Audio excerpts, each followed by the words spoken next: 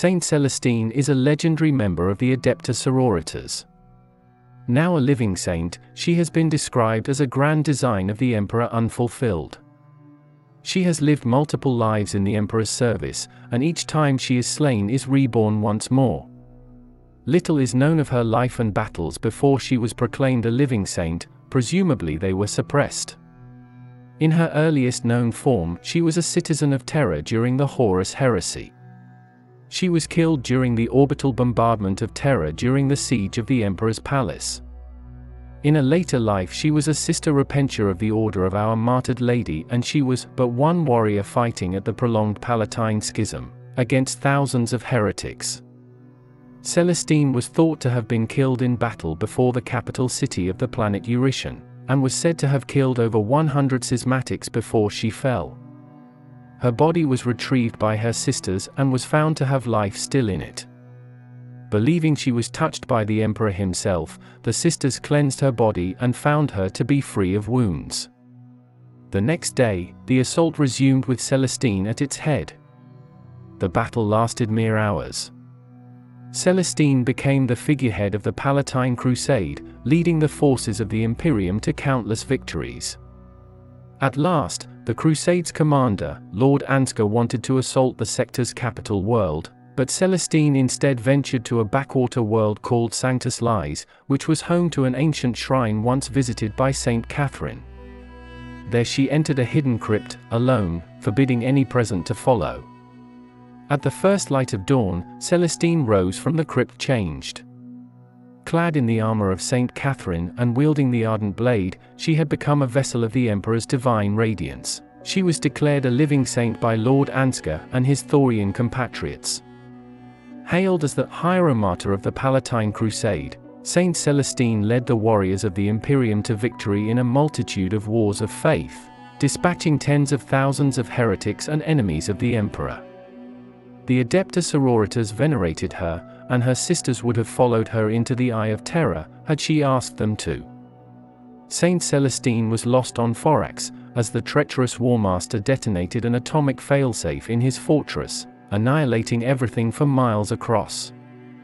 When news of her death reached Holy Terra, the Tower of Heroes told once to mourn her loss, but the sororitas in their halls in convent priories were comforted with the thought that Celestine would be at the side of the Emperor.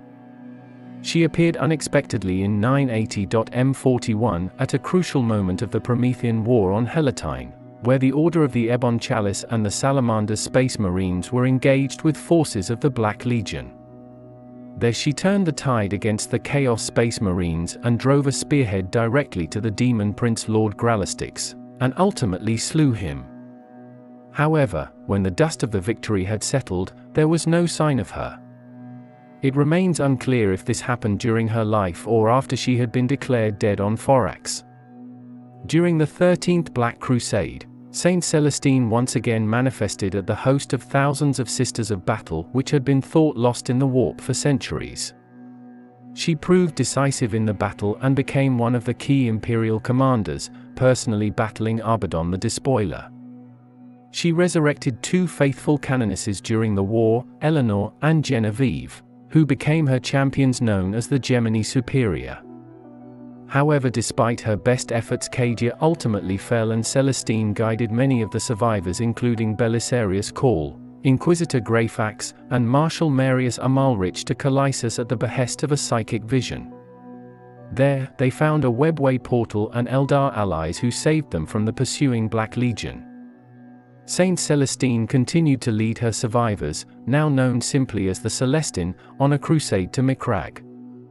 Their call was able to resurrect Rupert Guillemin as Ultramar was invaded by Chaos forces.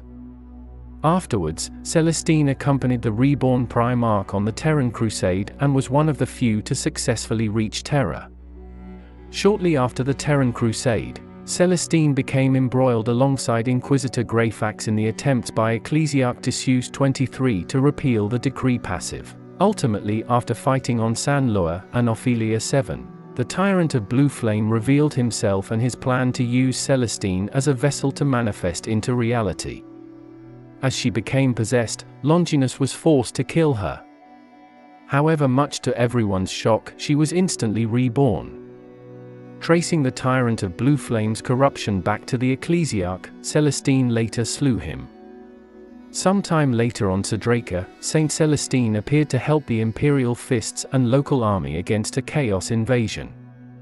After a long battle against Chaos forces, the saint entrusted the Psyker who acted as an astropathic beacon on that planet to Cassar of the Alpha Legion, and prepared to fight against Khan. In the end, Celestine died at the hands of the World Eater. Celestine woke up in the dimension of the warp, on top of a huge mountain made of skulls, bones, and broken and rusted armor. All around her neck there was a deep scar that soon faded away. Celestine had lost her memory, but she soon realized who she was and that she was experiencing one of her many deaths.